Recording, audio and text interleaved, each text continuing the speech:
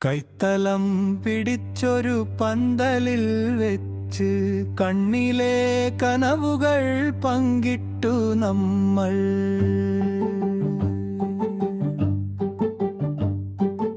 അരയിലെ മിന്നുമാ പുത്തൻ കോടിയും മാറും മുൻപേ വിധി എന്നെ ഇങ്ങെത്തിച്ചു. അടുക്കളയിൽ നിന്നും നീ തന്ന ചായയും